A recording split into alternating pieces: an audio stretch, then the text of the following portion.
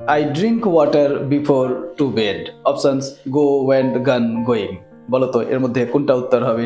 ভিডিওটিকে পজ করো আর ভাবো। ভাবা হয়ে গেছে, চলো বিষয়টি বোঝার চেষ্টা করি। লক্ষ্য করো, শূন্য স্থানের আগে বিফোর আছে।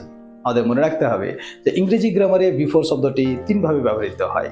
যদি কোনো বাক্যে বিফোর শব্দটি একা ব্যবহৃত হয় তখন সেটি অ্যাডভার্ব হয়ে যায়।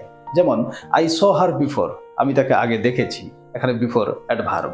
আবার বিফোর যদি দুটো ক্লজকে যুক্ত করতে ব্যবহৃত হয় তখন সেটি কনজাংশন হয়ে যায়। যেমন he had left before I arrived, আমি আসার পূর্বেই তিনি চলে গিয়েছিলেন। এখানে বিফোর শব্দটি দুটা ক্লজ হি হ্যাড লেফট এবং আই অ্যারাইভড এই দুটো ক্লজকে যুক্ত করতে ব্যবহৃত হয়েছে, তাই এটি কনজাংশন। আবার বিফোর যখন সময় বা অবস্থান বর্ণনা করতে ব্যবহৃত হয় তখন সেটি প্রেপোজিশন হয়ে যায়।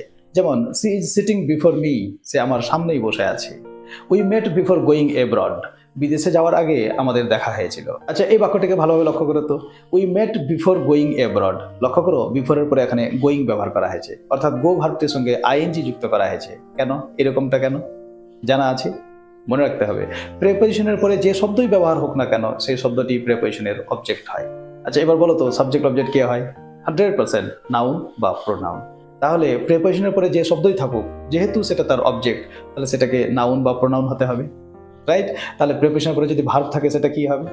তাহলে আমাদের মনে রাখতে হবে যে প্রেপোজিশনের পরে যদি কোনো ভার্ব থাকে সেটাকে নাউন করতে হয়, আর ভার্বকে নাউন করার সিম্পল রুলস হচ্ছে ভার্বের সঙ্গে আইএনজি যুক্ত করে দিতে হয়, রাইট?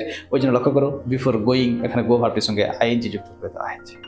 বোঝা গেল? আর তোমাদের নিশ্চয়ই জানা আছে আইএনজি যুক্ত ভার্ব যদি নাউন হিসাবে কাজ করে তখন তাকে জিরান্ড বলা হয়। তাহলে এবারে প্রশ্ন দেওয়া বাক্যটি লক্ষ্য করো, I drink water before dash to bed. এবারে বলো এখানে কোনটা উত্তর হবে? গো, ওয়েন, গান, গোয়িং।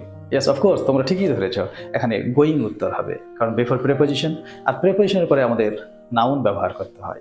তাহলে এত কিছু মনে না রাখতে পারলে সিম্পলি মনে রাখো, প্রেপোজিশনের পরে যদি কোনো ভার্ব থাকে অবশ্যই সেই ভার্বের সঙ্গে আইএনজি যুক্ত করে দিতে হবে। আই হোপ তোমরা বিষয়টি বুঝে গেছো, তোমাদের নিশ্চয়ই ভালো লেগেছে। যদি ভালো লেগে থাকে তাহলে ভিডিওটিকে লাইক করো, বন্ধু-বান্ধবদের সঙ্গে ভিডিওটিকে শেয়ার করো। যদি আমার চ্যানেলে প্রথম এসে থাকো তাহলে চ্যানেলটি সাবস্ক্রাইব করে নাও, আর ফেসবুকে দেখলে ফেসবুক পেজটিও ফলো করে নিও। Thanks for watching.